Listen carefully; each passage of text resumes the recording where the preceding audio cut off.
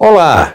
Ainda em conversa com você sobre o acidente de trabalho no Brasil, a intenção é descobrir os motivos que nos tornam imprevidentes, que nos fazem amargar os resultados negativos apontados nas estatísticas acidentárias do ranking mundial, ano após ano sem trégua.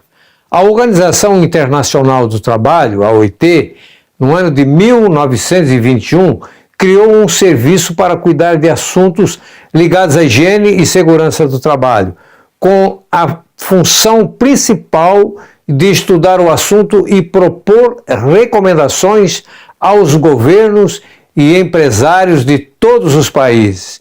Esse serviço, após examinar a questão, recomendou aos países membros da OIT que todos os estabelecimentos industriais que empreguem regularmente pelo menos 25 trabalhadores devem ter um comitê de segurança.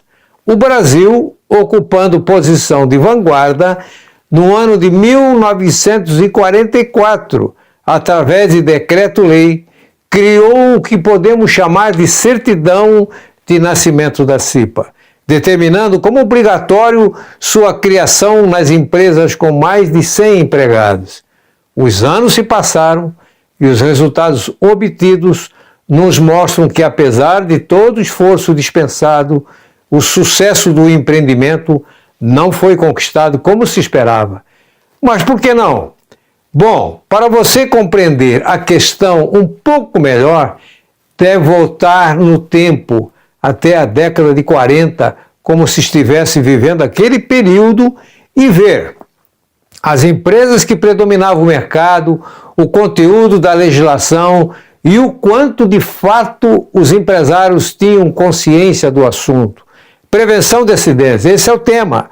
Vivíamos os efeitos da Segunda Guerra Mundial, que terminou em 1945.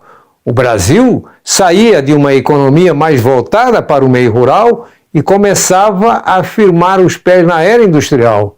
Os recursos eram financiados especialmente pelos Estados Unidos. A escolaridade dos trabalhadores, em geral, era muito baixa. Em todo o segmento de trabalho havia muitos analfabetos contratados. O conteúdo do decreto-lei apenas traçou as diretrizes básicas da prevenção, sem dizer o como.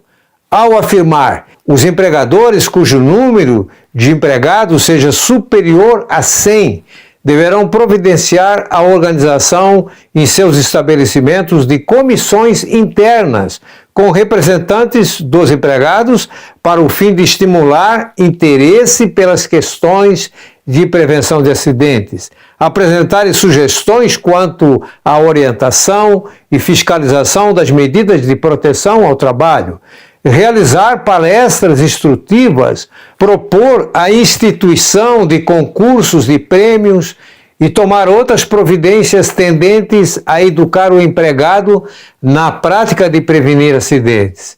A CLT, Consolidação das Leis do Trabalho, havia sido promulgada em 1943, no mês de maio, apenas um ano antes do nascimento da CIPA.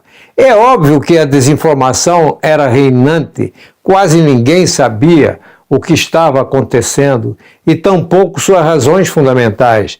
Para você compreender as dificuldades enfrentadas pelos empresários da época em cumprir a legislação, compare a situação daquele momento com a reforma trabalhista atual.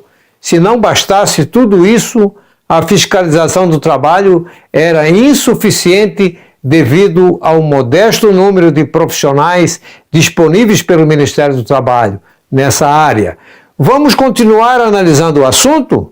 Quero formar um grande exército de pessoas voluntárias, assim como você, para ajudar o Brasil a ser campeão em prevenção de acidentes. Inscreva-se no meu canal e compartilhe esta ideia quanto mais melhor. Espero por você no próximo episódio.